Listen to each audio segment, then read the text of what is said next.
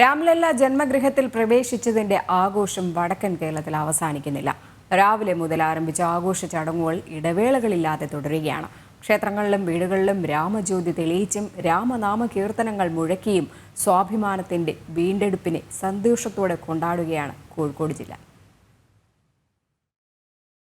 കർസേവയിൽ പങ്കെടുത്തതുൾപ്പെടെയുള്ള പാരമ്പര്യം പേറുന്ന കോഴിക്കോടിന് ഈ ദിനം ആഘോഷങ്ങളുടേത് മാത്രമാണ്. ക്ഷേത്രങ്ങളിലും വീടുകളിലും സാംസ്കാരിക കേന്ദ്രങ്ങളിലുമായി ജനലക്ഷങ്ങൾ ആഘോഷത്തിൻ്റെ ഭാഗമായി. തൊണ്ടയാട് നെല്ലിക്കോട് മഹാവിഷ്ണു ക്ഷേത്രം ഭക്തജന സംഗമം നടത്തിയും സഹസ്രദീപങ്ങൾ തെളിയിച്ചും രാപ്പകലില്ലാതെ ശ്രീരാമചന്ദ്രൻ്റെ ഗൃഹപ്രവേശത്തെ കൊണ്ടാടുന്നു. അക്ഷത വിതരണം മുതലാണ് ക്ഷേത്രം കേന്ദ്രീകരിച്ച് ചടങ്ങുകൾ ആരംഭിച്ചത്. 1000-ലധികം ആളുകൾ ഇന്നിവിടെ ഈ ക്ഷേത്രാങ്കണത്തിൽ വരികയുണ്ടായി. ഇവിടെ നടന്നിട്ടുള്ള പ്രാണപ്രതിഷ്ഠ സമയത്ത് ഇവിടെ നടന്നിട്ടുള്ള അഷ്ടോത്തര നാമാർച്ചന പരിപാടിയിൽ എല്ലാവരും പങ്കുകൊണ്ടു. ഇന്നത്തെ ദിവസത്തിൻ്റെ പരിസമത്തി എന്ന നിലയ്ക്ക് ഇന്ന് വൈകിട്ട് നമ്മൾ സഹസ്രദീപ സമർപ്പണം എന്ന പേരിൽ ഇവിടെ ഒരു വഴിപാട് വെക്കുകയുണ്ടായി.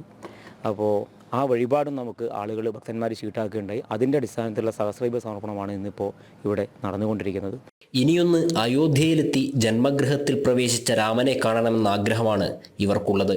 മാതൃസമിതിക്കാരും ഇവിടുത്തെ ഭജന സമിതിക്കാരും ആളുകൾ മുഴുവനായിട്ട് ഇത് കേട്ട ഉടനെ തന്നെ നമുക്ക് പോകാനുള്ള അവസരം എപ്പോഴാണ് ഉണ്ടാവുക എന്ന് പറഞ്ഞിട്ട് ഒരുമിച്ച് ഇവിടുന്ന് നമുക്കൊരു 200 പേരെ വന്ന ടീമായിട്ട് ബോഗിയൊക്കെ ബുക്ക് ചെയ്തിരുന്നത് എന്നുള്ളത് നേരത്തെ പ്ലാൻ ചെയ്ത് വെച്ചിട്ടുണ്ട്. അതിനുള്ള അവസരത്തിന് വരാൻ വേണ്ടി കാത്തിരിക്കുകയാണ് ഞങ്ങൾ. ജനം, കോഴിക്കോട്.